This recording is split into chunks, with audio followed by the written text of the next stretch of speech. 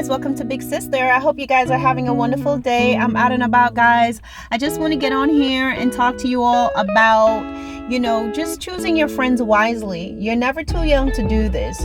I know that I have an audience of all ages and I do target the younger guys, but you're not too young to be able to see things for what it is. As a matter of fact, the younger you are, especially when you're in your teens and all those years, your discernment is so high. Your discernment is so tangible, meaning like you're not yet so influenced by life and the burdens of life and the responsibilities of life that you are oblivious to what's around you.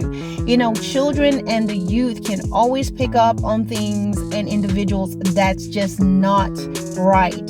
So the thing about it is, as you get older, what you tend to want to do is you fall to peer pressure. You may look at certain things about this person. You may be uncertain about yourself because you're still developing and you're still growing. And truth be told, your brain does not completely develop until you're in your mid-20s. So you're constantly growing, you're constantly learning. And even though your discernment is working correctly and you're seeing things about people, you're still doubting, you're still trying to figure yourself out. You want to be accepted. You may like this person. And so you're just going to maybe look at what's good about them versus paying attention to certain things that actually overshadows all that goodness. Sometimes you want to salvage certain things out of people to keep that friendship and to keep that relationship going. And also because you yourself may have some needs and there are things that they may meet, whether it's being someone that's popular, they know other people, being around this person gets you around other individual, being with this person makes you look good. Just having this person to sit with at lunch, right? You don't want to sit by yourself or sit by yourself at work. But if you don't advocate for yourself and if you are in a habit of allowing yourself to be taken advantage of, remember, practice makes perfect. If you're not willing to draw certain lines and say, no, this is not okay, even if it is at the expense of being alone, not having someone to sit with, you're going to find yourself going through your life always trying to appease people. This will go in your adult life. You'll find yourself doing this at work. Sometimes people who went through certain things in elementary school, in high school, in college, and then they found themselves going through the same things in their adult life. A lot of times what happens is because they've dealt with those situations the exact same way. Being quiet, being silent, allowing things to happen, being passive, being malleable. And so what happens is eventually you just draw certain people to you. Why is it you go here, you keep experiencing the same things over and over again? A lot of times because when people disrespect you, a lot of times when people say things and do things, you sit there and you don't do anything. Maybe you go home later on and think of everything you should have said. And I'm not saying that you have to live a life where you are being aggressive and you are jumping on every cause and you are fighting every battle. That doesn't make sense. That will make you somewhat of a caustic type of person. You will become a belligerent person. You just be a hothead, and hotheads don't go far in life, okay? But while we have to pick and choose our battles, there are certain things that you have to practice doing, certain things you have to address on the spot, especially if it's someone that's trying to embarrass you, someone that has lied on you. Some things you have to learn to defend yourself. You have to realize if you don't defend yourself and if you don't protect yourself, who is going to do it? Why would anybody else respect you if you don't respect yourself? So while it may feel uncomfortable, and the reason why it feels uncomfortable to you to stand up for yourself or to address a matter is because you care more about that person. You're more concerned about how a person feels than yourself. And also, you may have grown up in an environment where you were being abused. You see, you may have grown up in a household where your brothers and your sisters treated you very badly, or your parents spoke down to you. They embarrassed you. You think this is normal. And sometimes you have accepted this behavior as the norm. You're used to going somewhere and licking your wounds. You're used to being the one that safe face. You don't want to say anything staying back because you're afraid of loss. You're afraid of confrontation. So as long as you practice that behavior, people will continue to do the things that they're going to do to you. Notice sometimes people, you'll be the one that they will pick out of everybody else in the room. Why? Because they know this person, I can't talk to them. They're going to talk back to me. This person, I can't say that to them because they'll punch me in the face. I can't treat this man or this woman this way because they'll walk away from me. But this one right here, this person, yeah, I can do that to them. They're not going to do anything. There are no consequences for their actions. And what ends up happening to you? You end up having resentment. You end up having all this all these unresolved issue within yourself. And you know what you may end up doing? You may end up picking on a person. You may end up practicing displacement, where you find someone that you realize they're an easy target. You can talk to them crazy. You may have a younger brother or sister. You may have a pet. You may have someone you're in charge of at work. So what you do is you're going to pick on that vulnerable person who hasn't done anything to you because you're not bold enough, or you're not strong enough, or you have not reached a place to say, I'm going to stand up for myself. So you have an outlet, and the abuse continues. You know, bullies are normally being bullied. Bullies, when you really look at their household, there's going to be something within their household and their family where they are being bullied, where they're being neglected. They may just be where the parents are too busy for them. So they come in, they are going to find someone at school to pick on. And 9 times out of 10, your bully is bigger than you. 9 times out of 10, your bully is someone who is in a position of power. So they know you can't really say anything. They know that you're not going to be as willing to say certain things because you need the job. You need the position. They're in charge. This person may be the one with a car. You want to ride to school. This person is popular, but you have to reach a place, guys, that you get stronger. You have to defend yourself, and you have to realize, guys, that you are not always going to be in this position. You're not always going to be in elementary school. You're not always going to be in middle school. You're not always going to be in high school. You're not always going to be in college. And what's going to matter, guys, is your position in life. Kids that are beating up kids now and getting away with it, they're not going to get away with it in the future, because now you can call the police. They're not always going to get away with it because now you can sue them. They're not always going to get away with this because now they can lose their job. They're not always going to get away with it because guess what? They can even lose their life when they cross the wrong person. That hothead that's going around beating up everybody and doing all these things, eventually they're going to meet their match. And that's the thing about anger. Anger eventually leads you to the person who's going to take you to your maker. You know what I mean? So what I want you to realize, guys, is that you have to do the hard work. You have to face this, because if not, you're always going to be embarrassed. You're always going to have that friend that's going to be taking the wind out of your sails. This person that can't celebrate with you. This person that's jealous of what you've achieved. You'll feel bad for doing well in school, for being academically you're super educated, right? You academically, you are at the top of your classes.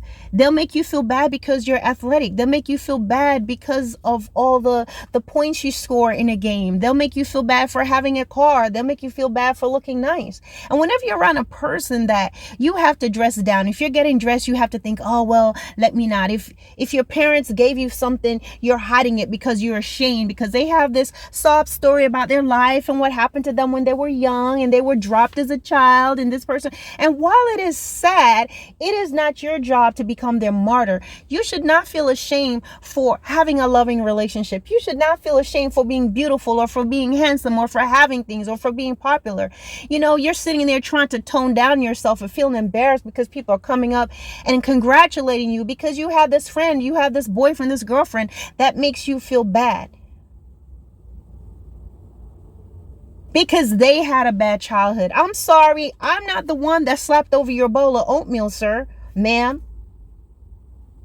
And you have to recognize these individuals, because what you do, you're also helping them. You're also aiding them and abetting them in this toxic behavior.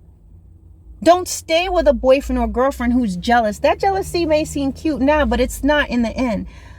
Don't stay with someone who's abusing you. Don't stay with a girl or a woman who's abusing you and hitting you and doing all these things because she had a bad childhood. She needs to go and deal with that junk and not bring that in your life. Same thing, women, oh, this man, oh, he had this going on, he had a sad childhood. Beware of people that's always telling you their sob story, but they're not trying to do better. And they want you to feel bad. And you're supposed to feel bad because you have a nice house, and you feel bad because you have nice things. That is not okay. And so you have to take control of your life. Practice makes perfect. Yes, it feels hard. It feels hard that you're sitting by yourself right now, but you won't always be sitting by yourself. It feels bad that you're not being invited to everything right now, but that's not always going to be your reality. Maybe as you practice this and learn that I'm not going to keep taking nonsense from people, what it's going to do, while there may be a period that you go through things and you feel terrible about it and you feel sad, it's going to open doors where you're going to have positive friends, better friends, okay? And the very least, people will know when they're around you, they can't say and do the things that they want to say and do to you. It'll be better in the end, but sometimes you have to lose to gain what you want. So I'm not telling you to go around being an aggressive person, shutting everybody down, wanting to fight every single battle. I'm not saying that. That's just nonsense. You don't want to be that type of person, because that's the flip side of it. Sometimes people, they have been abused for so long that what they do is they become so aggressive that every little thing they want to fight or argue or counter it. And that's just not normal. There's an imbalance. So a lot of times you have to deal with those hurts and the pains, and when you get older, maybe you can get counsel and talk about these feelings and really see the root cause. What is the root cause of your behavior? What is the root cause of the things that you're so willing to accept? Look at your home, look at your family, look at your mom, look at your dad, look at your upbringing, see where it comes from. Then you have to face that, and then you have to learn a different way of being, guys. That means, yes, you're normally the person that allows people to talk down and embarrass you, but you have to do the hard work of saying, hey, this isn't okay. Don't talk to me like that. You know what I mean? You don't have to argue with them. You don't have to go back and forth with them. But listen, don't talk to me like that. Don't lie on me. Don't say that type of stuff. Sometimes you got to be willing to get up and walk out. They may laugh at you. They may mock you, but you're still taking control. And in addition, don't put yourself in a position where you will get stuck and these people this person is embarrassing you. At this point, you should know the patterns of this person. At this point, you should know the way this person behaves and what they do at this point in your life. So if you know that you inviting them to certain events, they are going to shut down and make it miserable, don't invite them. If you know that when you guys go out of town or you go to certain places, you're the butt of the jokes, you go out to eat, don't go with them. Don't invite them. Don't bring this person around you. If you know whenever you invite them to family outings, they shut down, they're jealous, stop inviting them to those things. Stop inviting people into your house if they're going to be mad and jealous about the things that you have. Stop inviting a thief inside your house. You know their behaviors. You know their patterns. If you have to cut off all your friends just to be in a relationship with this person, don't be with them. And sometimes, guys, you have individuals, yes, you're in a relationship with them and they're disrespectful. They're allowing their friends to disrespect you and things of that nature. There's a flip side to that. But you know what? You can't change that. You have to realize this is what they want, and you make the changes for yourself to say, hey, I'm not going to be around that. But sometimes that's not even the case. This person is just jealous. Whatever they do, a lot of times it's because you allow it. And so you have to teach yourself. You have to learn. There are plenty of things online, plenty of counsel that's out there, whether it's personal, it's online. You have to make those changes and protect yourself. Because you shouldn't have to destroy yourself to keep a friend. That's not a friend. So first, look out for you. And when you do that, you're going to see changes. Do the hard work. Do what's uncomfortable. Make those hard decisions. And you're going to see that eventually, while you may feel lonely, while you may lose a friend, as you grow older and as you get older and as you continue to develop, It's going to become second nature, and you're going to be able to balance it out even more. And you're going to be able to now draw other people to you, have that perfect balance, and you're going to be able to have more negative than positive people around you. And eventually you're going to reach a point where you become so comfortable with yourself and understanding who you are that you are not going to feel like you have to do anything out of the ordinary to get people to accept you and to love you. You're going to have peace with yourself. And that's what's most important. Does this make sense? All right, guys, don't forget to like, share, and to subscribe to my channel. And I'll talk to you guys soon. Bye.